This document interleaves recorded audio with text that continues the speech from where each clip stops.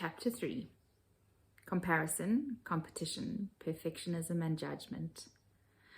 Okay, so before we get on to some of the other things I've experienced and learned, we need to address a pretty big elephant in the room. One that most of us can probably relate to, which we deal with daily, I'd say, if we're really honest with ourselves. That elephant is comparison.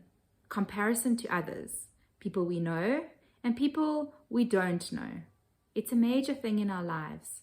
From an early age, we're put into scenarios that teach us to compete, to improve, to go up against one another for a position in the line.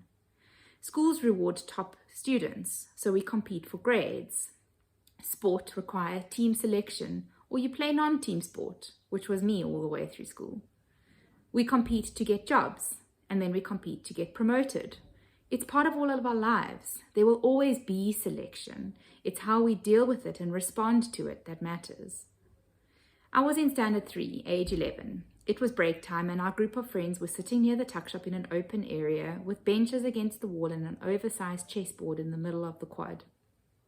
We were chatting about starting a book club.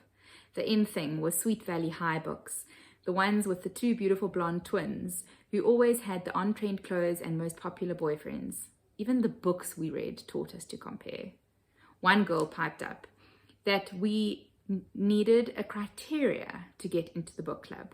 Not everyone would be allowed to join. It was a club, after all. There was a bit of debate around the group. What should the criteria be? Then out came a suggestion that certainly disqualified me and left me feeling absolutely mortified. If you had a fold under the cheek of your bum, you were not allowed to join. Only slim, perky bums allowed. I don't think we ever actually went with this. In fact, I don't think there was any criteria at all.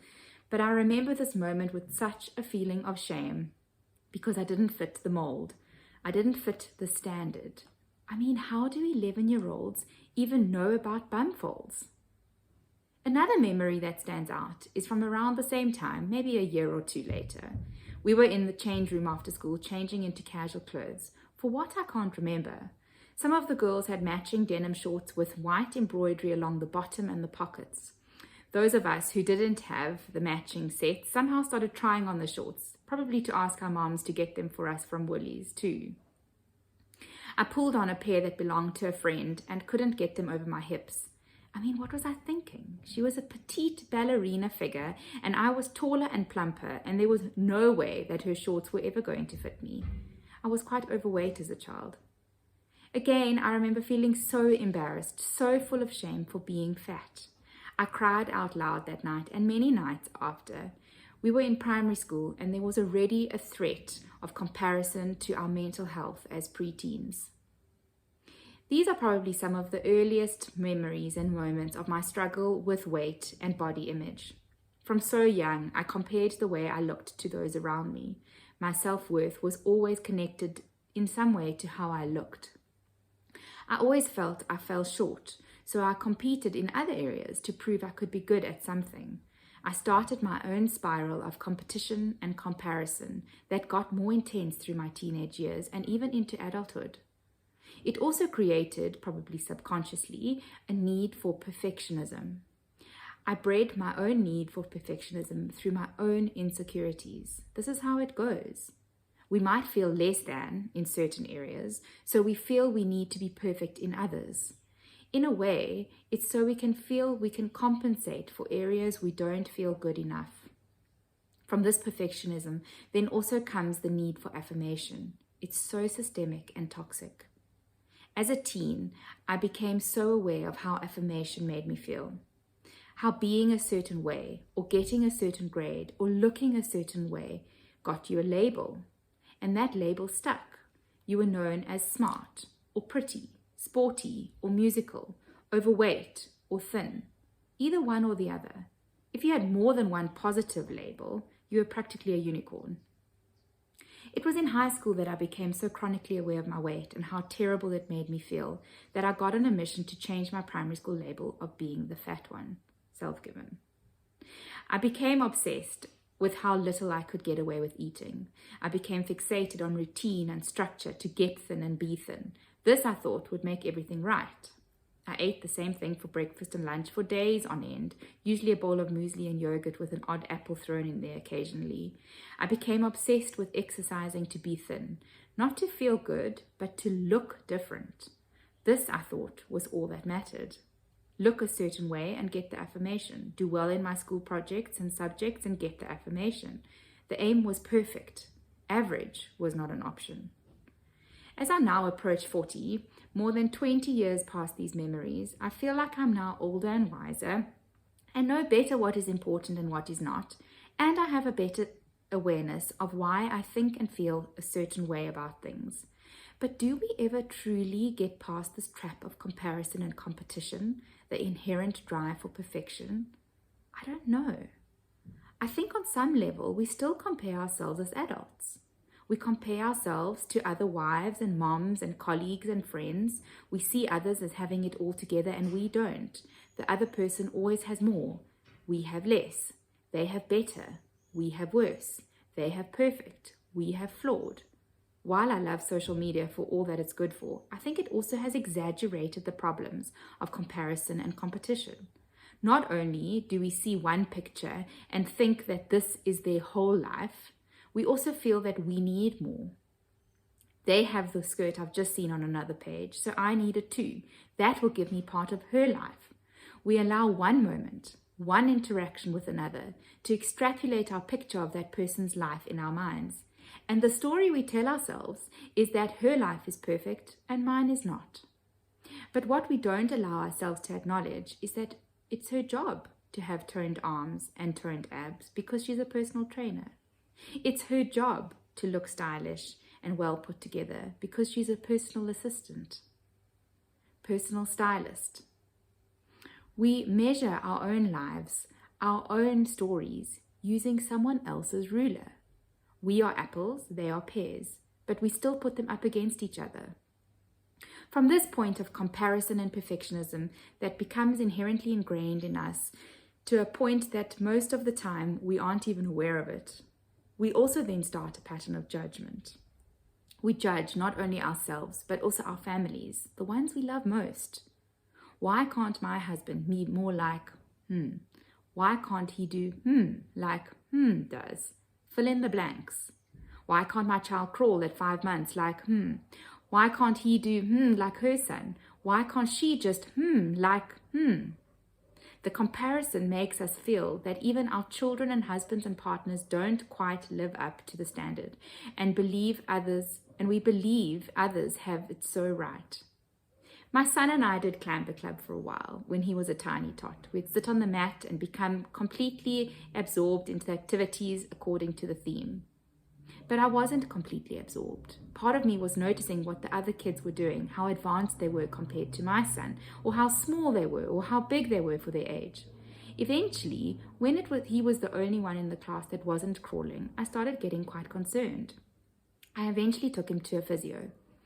She said what everyone else had said. Give him time. He's not behind. There's nothing wrong. He'll move soon. Then came the bum shuffle. He certainly was on the move, but not like all the others were. Our middle daughter did exactly the same. Then our tiny one crawled on all fours like most of the other kids we come across. All three now walk and run and play.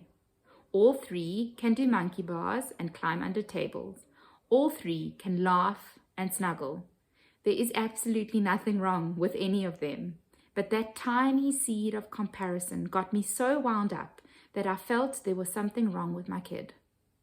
This is how the spiral works. It starts small and then builds and builds until it infiltrates every area of your life. We've all heard the line, it's you against you. This is true, but just like other people's circumstances are not always known to us or change over time, so do ours. I can't compare myself now to the newly married workaholic and expect the same. I've grown and learnt and moved past some of the things that hurt or upset or overwhelm me then. We all do. Yes, there is space for change and improvement, but we shouldn't want to grow and change or improve from a place of negative comparison.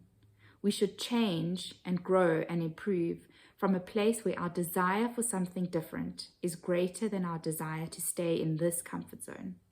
It shouldn't be from a place of competition or comparison, because then it won't be sustainable. So what has helped me? Well, firstly, I think it's really important to put out there that I still struggle with comparison, competition, and perfectionism almost daily. One thing that has changed, though, is that I am more aware of my mindset and my thoughts and can easily catch when I'm starting a comparison spiral. So something you could do when you find yourself thinking that she has it and you don't, stop and ask, why do I think this? Is it true? What supports this? Always put the facts on the table, yours and hers. It slowly diminishes the comparison when we are able to back our perspectives with evidence. The story I'm telling myself is a tool I learned from the wonderful Brené Brown. Each of us creates stories in our minds that form our perspectives of situations in our lives. Say, for example, you're on the family holiday at the beach. There are loads of other families there with young kids playing about, enjoying the sunshine.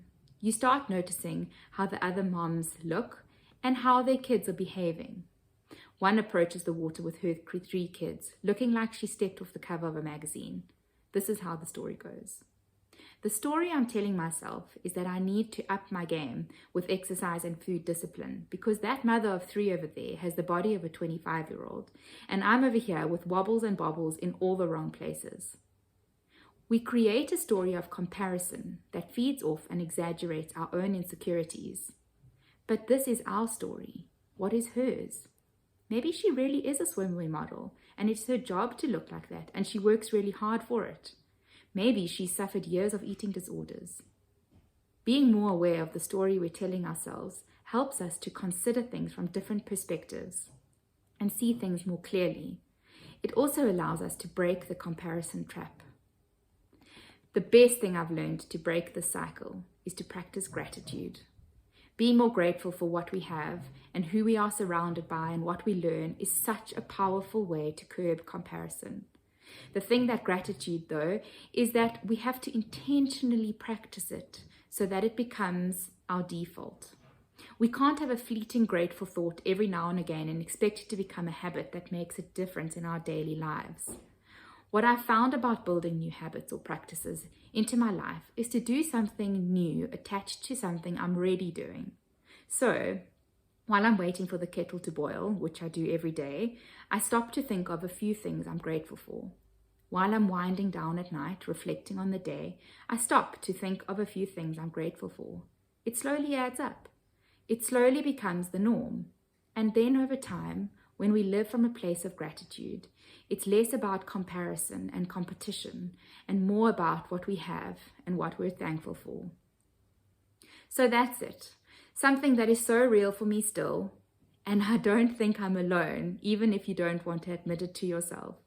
Something that needs to be said before we move on to some of the other things I've learned along my journey.